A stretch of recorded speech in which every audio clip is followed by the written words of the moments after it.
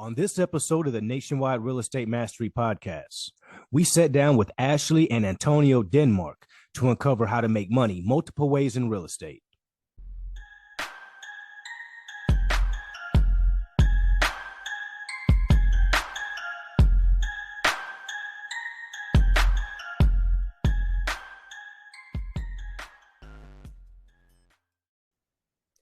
Welcome to the Nationwide Real Estate Mastery Podcast, where we provide actionable steps to help you get your first or next real estate deal. Now, during this episode, you're going to discover exactly how to make money multiple ways in real estate and build a huge portfolio.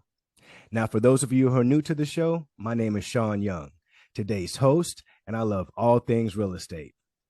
Now, before I introduce you to our incredible guest speakers today, I want to make a request that if at any point in the show you like what you're hearing, please give us a thumbs up or subscribe to the show so that you never miss an episode.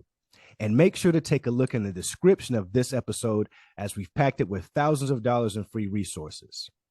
Now today, we have the privilege to learn from a couple whose biggest success is building a multi-million-dollar portfolio. But prior to their career in real estate, Ashley worked at Regions Bank and Antonio was a substitute teacher. But all that changed when they decided to stop flipping properties and use other people's money to build a portfolio. I would describe our next guests as go-givers. I would like to introduce you all to the one, the only, the Denmarks. Denmarks, thank you all for being on my show today. Thank you, Sean. Thank you for having us. Nice. So can you give our listeners a little bit of background about both of yourselves and where you come from and how you guys got started in real estate in the first place? We're both originally from the Miami, Fort Lauderdale area. But Tonio's been in Birmingham a little longer than I have. I moved to Birmingham right after I graduated college, and we started being landlords. We started renting properties, very low-end properties. What were you going to say, Tonya? Very low-end properties in the Birmingham area. Our goal at one point was to have 10 properties. Mm-hmm. And we thought that those 10 properties was going to set us up for life, and we were going to never have to work again. As we started approaching 8 and 9, we realized that that was a false reality. Mm-hmm. And we needed more. Go ahead. I mean, you did a good job. I love the tag team duo, dynamic duo, the thing that you guys have going on, folks. You guys are very, very popular in your space. So again, I'm very, very happy to have you on today, and I'm sure our guests are in for a huge treat. Now, before we dive into the steps on exactly how to make money, multiple ways in real estate, what would you guys contribute to be your largest contributor to your success? I would contribute to our constant desire for self-improvement and seeking knowledge and paying for mentors and being able to be guided by the right people. And why do you think that has played such a huge success, such a huge role in you guys' success? Because I feel like we have, I'm not going to say shortcut, but we bypassed a lot of failures because we have been a part of the right programs, and we have not went through some of the pitfalls that others before us have. Nice. Ashley, were you going to add something to that? Well, it just made me go back to, we had small groups last night. We do a small groups for married couples that are in business together. And we were talking about books like Rich Dad, Poor Dad. And when we grew up, we really didn't have that rich dad to lead us like Robert Kiyosaki had. So a lot of the things that we learned was what's a good word to put it? See, your head, not mine. A lot of things that we learned was the wrong way. Well, I can't say it was the wrong way. It's the right way to some people, but it wasn't a go-giver mindset. Okay. It wasn't a profitable mindset, and it definitely wasn't a business owner a thriving business owner mindset.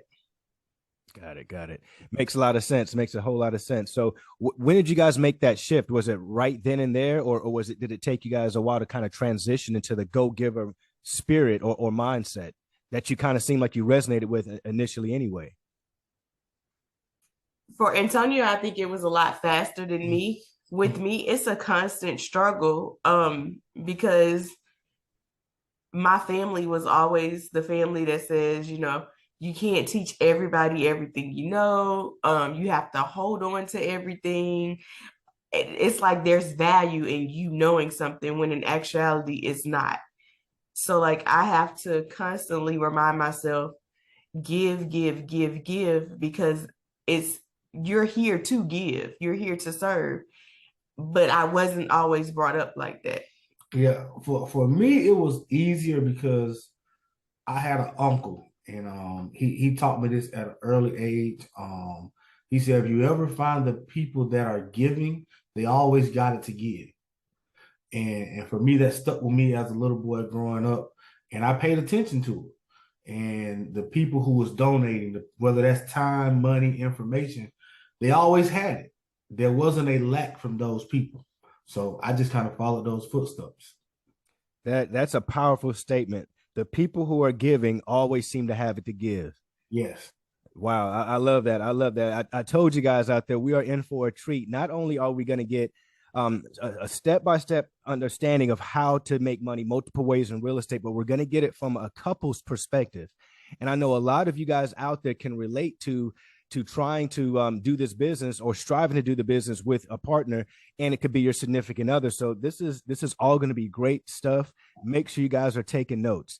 And that's what makes the Nationwide Real Estate Mastery podcast show unique, is that each show comes with a detailed, actionable step-by-step plan to help you guys get your first or next deal or transition into your next avenue into real estate. That way, you guys can go back, listen to this show, pull out the actionable steps, create a blueprint on exactly how to implement what the Denmarks are going to cover today. Now, there will be a link in the description that the Denmarks will have to make sure that you can get a hold of them, take advantage of their takeaways, all the resources or gifts that they're going to generously offer you guys today. So Denmarks, let me ask you guys, what challenges are you guys facing right now, or what were some of the earlier challenges with getting started with a sustainable real estate business? I know you guys are going to break down how you actually went from, not using any to stop flipping to using other people's money, but how did you guys get started earlier on to even get that realization? We started when the market was really, really bad. We started in 2009, April 2009. So this was right after everything had really went sour. Antonio went to an auction with one of his coaches, and at the auction, he realized that houses were not being purchased. So we probably started purchasing houses for less than $5,000 when we first started. We thought that was like a gold mine, just buying these houses that were literally in not so much of a desirable area. Mm-hmm. And what we didn't realize, we would fix them up, but we weren't really putting in enough work to fix them up. And as we thought we were making money, we were really losing money in renovation, in pipes bursting, vacancies, electrical out shortages, just a whole lot of unnecessary things because we didn't know what a rehab looked like and what all things were important before you put a tenant in there. So underestimating repair costs, holding costs, yes, all of that, and doing it ourselves. Got it. Okay. Did you guys get a coach that actually helped you? How did that change? What made you guys change from, trying to fumble through it yourself? Not that you guys were doing bad, but, what made you decide to get a coach, and how did that look? Two-part question. Before we actually bought, we had bought, I won't say a coach, but a program. And that kind of gave us the confidence to go, but it wasn't necessarily nobody holding our hand. So It was still kind of figure out as you go, get the information and process it. But at that time, we were 22, 23 years old. So we couldn't even really process the information, honestly. We didn't have enough. We didn't have enough prior knowledge to process it. But I would say after that experience, we joined some more training, and we actually got some one-on-one coaching to that next training that really shifted our mindset. Okay. Do you guys did you guys start off with using a big team, or was it just you guys working together at first? Sometimes it was just Antonio, to be honest. And then I slid my way in there. We didn't start working full-time together until 2016. And at that point, it was just the two of us for most of the time. Okay. Yeah. It wasn't until probably about 2 or 3 years into it that we actually started getting a form of employees, whether that was part-time people, family members, or interns. Okay. It was a little minute before we started adding people. Okay. Are you guys licensed, or did you guys, if you're not licensed, do you think there's a need to get licensed for folks that are listening? That's such a tough question. So neither one of us are licensed. However, my sister, she's a part of our business. She's licensed. So I don't feel like as an investor, you need to have license, but you need to be able to be around someone that does. Someone nearby you should, so that way they can keep you in the loop of all the things that's going on that you should be aware of, because even though you don't have license, you're still held accountable for the way you resume yourself, as the way you perceive yourself as an investor when you're listing houses or you're showing houses or even flipping houses. They still expect the same integrity from you as they would a licensed realtor. Yeah, I would say a lot of people make the mistake of becoming a realtor, thinking that's the way to start their investing career. So no, we're not agents. Have we thought about it? Yes. Yeah, but we just kind of realized we're going to do what we do, and we're going to let the agent do what they do. Smart. Great answer. I love that answer. There's a lot of folks out there that I know are battling with that right now as we speak. They're like, hey, should I get licensed? I hear that you need to have a license. I don't know. Can I do this? Will I get in trouble? So love that answer.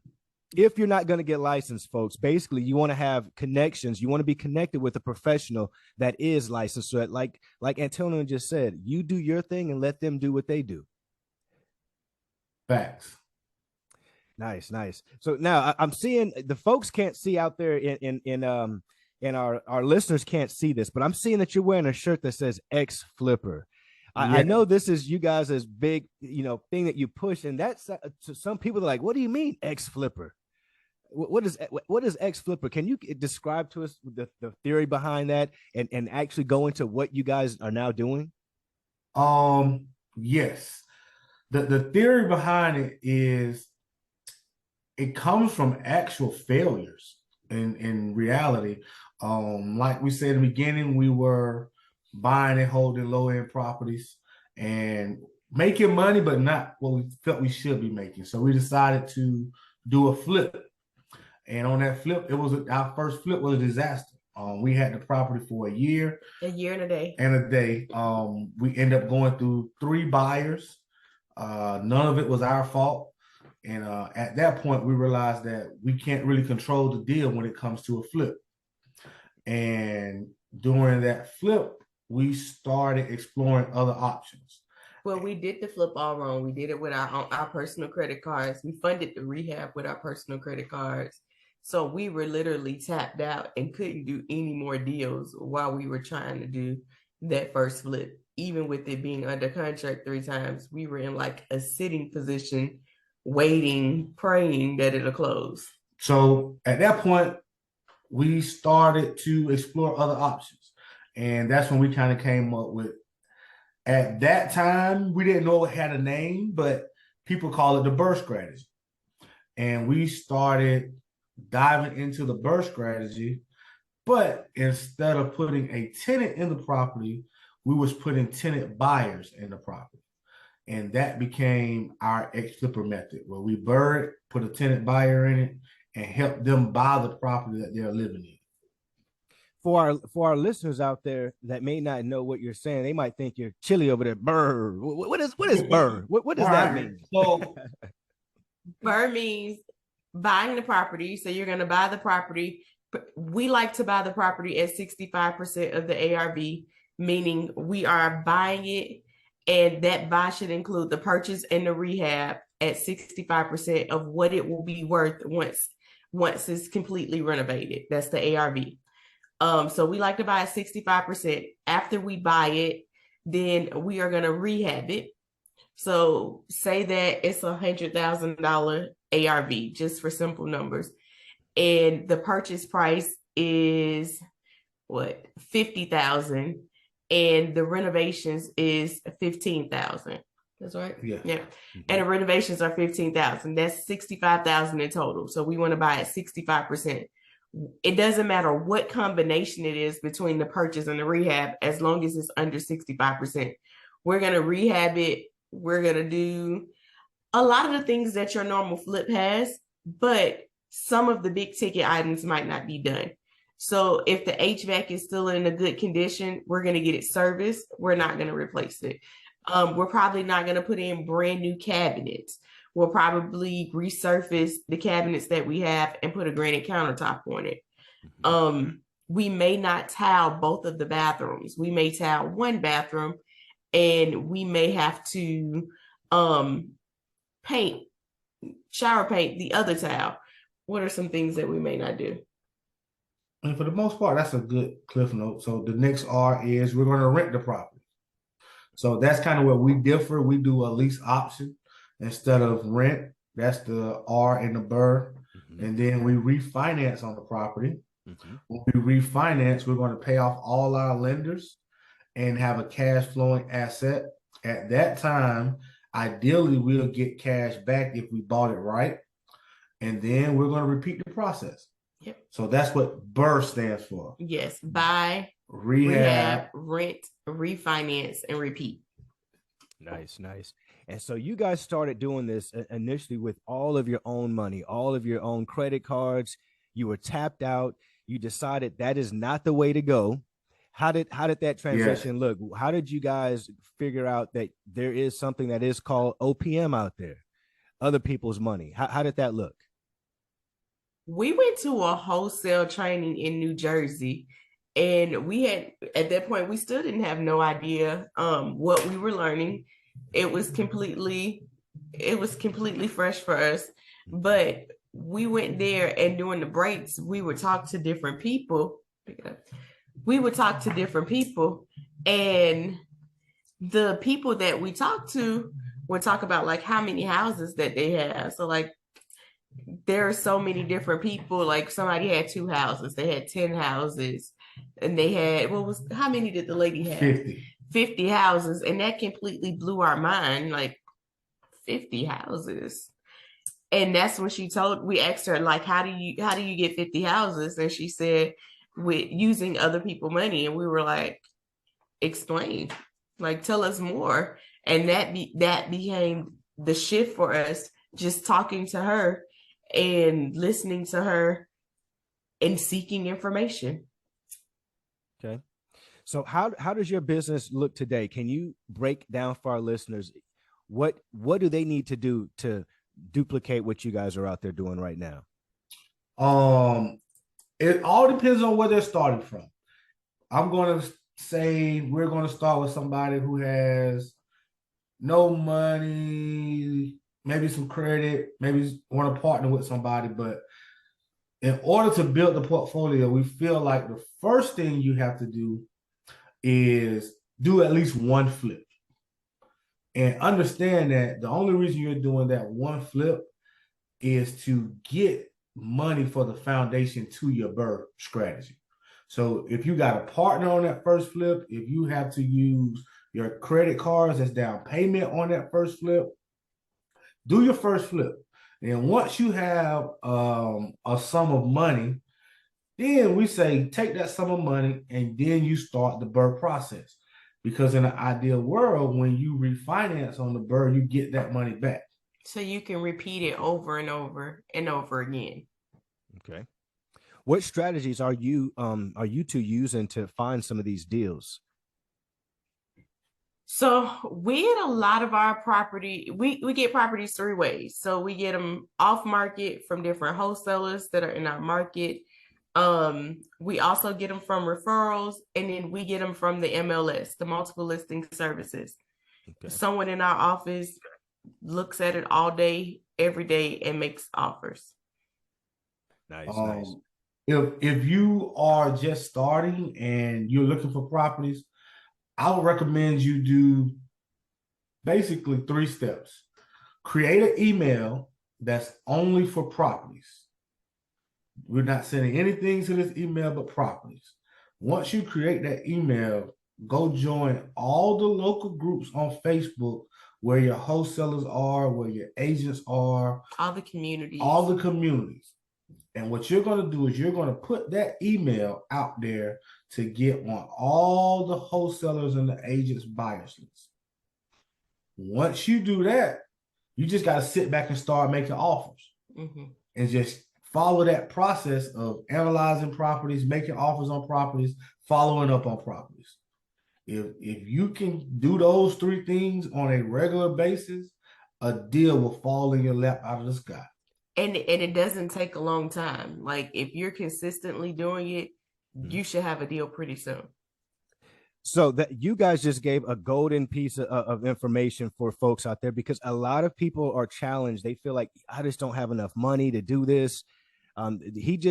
Antonio just literally broke down a way that you can do this that doesn't cost you anything. If you have a Facebook account, no money.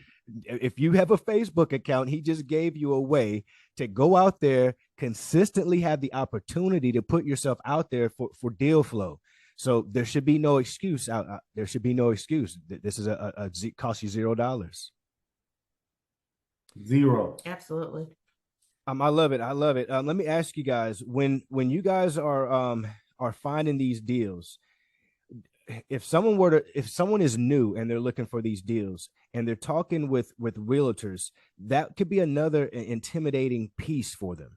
How do you guys approach that, or how would you suggest someone out here approach dealing with deals that are on the MLS when they're thinking to themselves, well, I don't have $100,000 to buy these deals. Why would a realtor want to talk with me? Well, the first thing I would do is say get some education. I know you didn't ask that question, but I will say get some education before you jump out here. And if you're talking to realtors, ideally, if you're talking to a realtor, you've done some homework, you've done some research, you've went and got a pre-approval from somewhere. There are what's called hard money companies out there that will fund your deals. It doesn't have to come out of your pocket. So I would say go do some research on some hard money lenders, get you a pre-approval. If you need to get a partner to help with that pre-approval, do it by any means necessary. And once you have that pre-approval, I think a realtor would be more inclined to talk to you. Absolutely. They will. And find you a realtor that's investor friendly, I would say. Don't just, as you see a house, because I feel like a lot of investors do that. As they see a house, they try to just talk to that realtor only in hopes that they'll get the insights of their house to get it. But honestly, find you a realtor that is investor friendly, that doesn't mind putting in lowball offers, because as an investor, you're probably going to put in some lowball offers, and some realtors just aren't excited about doing that.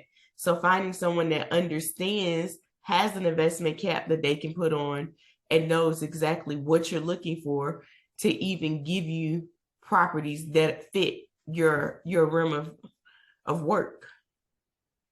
Great point. Absolutely. That makes a lot of sense. They'll be able to send you deals that fit your business model. And folks say, well, what do they do this for? Because they do this because you're a future potential client, to help for them to be able to list that property. So they would love to want to work with you. So like Ashley is saying, you want to find an investor friendly realtor. That's going to be crucial, and develop a great relationship. Let me ask you guys this. What's your biggest struggle right now with the business? I would say the biggest struggle is the interest rates right now. Because our model is based on the refinancing, with interest rates creeping up, it is affecting our debt coverage ratio. And when we refinance, we was refinancing into 30-year loans with low interest rates. But now the interest rates have went up. We've kind of shifted a little bit, and now we are refinancing more into short-term bridge loans, waiting for the interest rates to slide down a little bit. Or in a year, 18 months, we can see if this is the new norm, then we can take action. Okay. Are you guys doing business locally? Are you guys nationwide? Are you in multiple markets? We're right now locally, but we've been looking at some deals in some other markets so that we can expand. Okay. Okay. A big question that a lot of our listeners have is, how much does it cost you guys on a monthly basis to run an operation such as yours? Once you get it up and running, what can someone expect to for marketing expenses, things of that nature? Truly, you get that answer. I'll start with the basics. All a right. lot of our marketing is free. We do a lot of remarketing. We do a lot of social media branding, social media marketing, list building from that marketing. And then we just constantly blast our list, call our list. We probably get about 10 to 15 new leads a day just from the different marketing channels that we use. So, and they're not special marketing channels, because everyone feels like, oh, there must be something special. No, it's Facebook Marketplace, it's Zillow, it is apartments.com, Trulia, Hot Pass. Like, it's your normal marketing platforms. Zillow has a price now, but it's like pennies to the dollar when you look at your leads from the grand scheme of things. Zillow is the only one that we actually pay for, but everything else is free. Our structure from a business is based off networking. It's based off being able to build relationships with other people. It's based off being able to provide value to other people. So that's why we don't have a big marketing budget. But our team do consist of 5 virtual assistants. Okay. All right. We have 5 virtual assistants, and we have 2 office staff. So I say on a monthly basis, just in those, we spend about 10 to 12,000 a month in that payroll. Understood.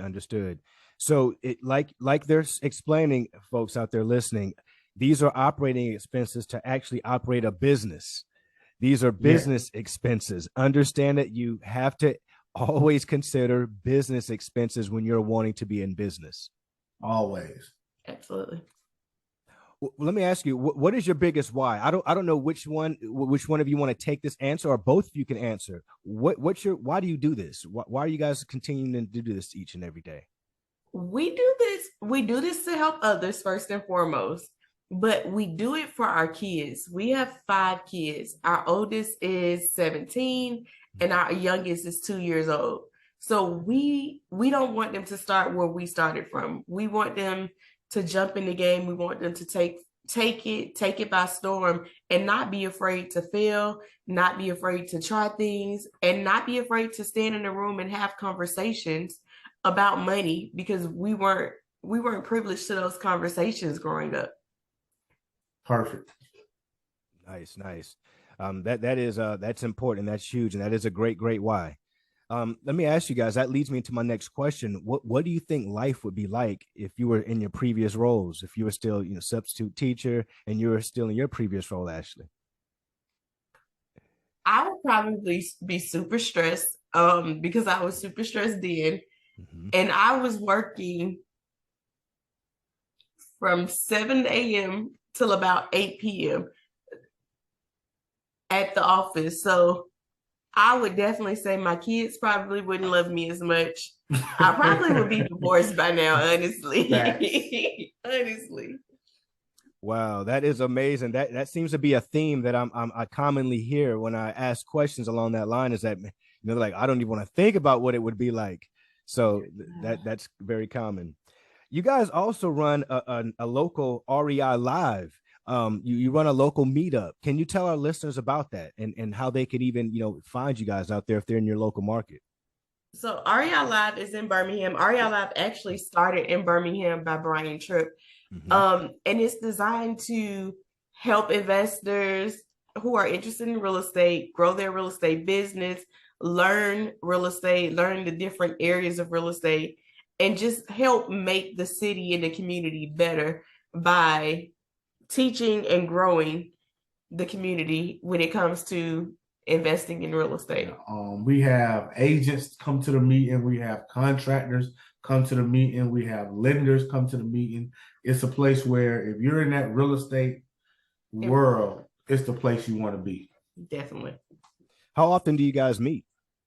We meet every third Tuesday of the month as far as for our big meetup where we have a speaker that comes in and they teach without trying to sell. There's no selling involved. They teach, and that happens every third Tuesday of each month. Location?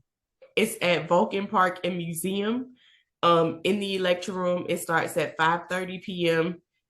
Doors open at 5:30 p.m. The event starts at 6. And then on every first Wednesday of each month, we do a property walkthrough at either one of our properties, one of our student properties, where we walk through rehabs and talk about the numbers, acquisition, how we acquired the property, and what are the exit strategies to get out of the property. Nice. I'll make sure to include a link to the REI Live so folks can definitely reach you guys as well for further questions. Absolutely. I think that is awesome. Brian Tripp is a great friend of both of ours, so I definitely understand his platform, and I know that you guys are doing very well out there, and it is growing and growing and growing. So yes, that is awesome. Let's keep growing that. Thank you. Well, that brings us to the next part of our interview session today, which is it's called the rapid fire session. This is where I'm going to ask you guys one question, or I'm going to ask you a question, and you're going to tell me the first thing that comes to mind, and I'll allow both of you to give an answer. Let's go. You first, I'm second. All right, let's go. On a scale of 1 to 10, how strict were your parents? 8. 6. 3 for you. Come on. Get up early or stay up late? Both. I agree. How many hours of sleep do you get each night? 4. I get a little more than that. I get about 7. Favorite or last book read? You said favorite? Or last book. Mm-hmm. Favorite is E-Myth by Michael Gerber. Favorite is Rich Dad Poor Dad by Robert Kiyosaki. If you could be any superhero, who would it be? This person doesn't even exist. This first thing that came to my head, Batgirl.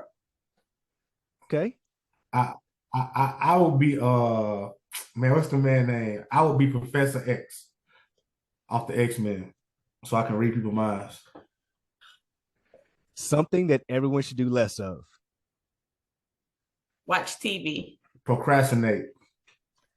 Something that everyone should do more of. Have fun. Take action. Bitcoin, bang or bust? Bust. Unknown. If you had one wish, what would it be?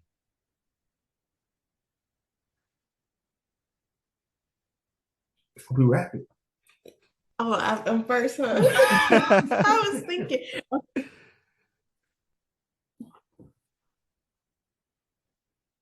I don't know. I don't have a one wish right now.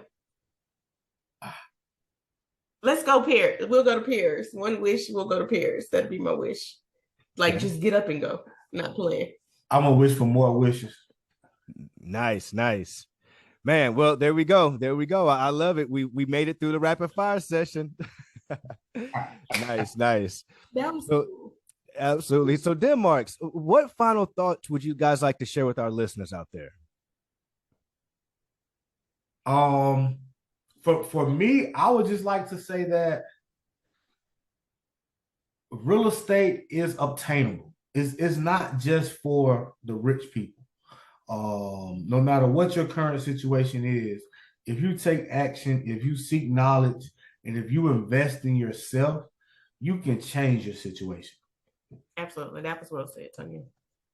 Well said. Well said. How can our audience reach you guys and get a hold of you for more information or to work with you more closely? I would say follow us on social media, on Facebook and Instagram. We are the Denmarks. On YouTube, the Denmarks as well. If you want to visit our website, it's www.thedenmarks.us. And just shoot us a message, send us a DM. We look at all social media platforms. So you'll probably be talking to us if you send us a message. And you will be talking to us. I only do Facebook. I'm a little old school. On Facebook, I am XFlipper. So send me a DM, send me a friend request. I love to connect. Absolutely. Nice, nice. Well, for our listeners, guys, if you have liked what you've heard today, as a reminder, make sure you hit that like button, hit the subscribe button. It's your engagement that drives us to do this for the community for absolutely free. And Denmarks, I want to thank you guys for coming on the show and adding so much value to our audience out there. Thank you for having us. We appreciate you. This was amazing. Absolutely, absolutely. Now, for our listeners out there, you guys have made it to the end of the show. So I want you guys to give yourselves a pat on the back because most people never finish what they start, and you just did. Now, if you got any value out of today's show, be sure to share it with a friend, hit that like button, subscribe, send us more topics that you want to learn more about. So until the next episode, you can catch me on any one of my social media platforms. I'll see you guys on the other side. Peace. With this crown on my head, I'm seated on the throne. The top is so alone. Only thing that keeps me going is I know my city's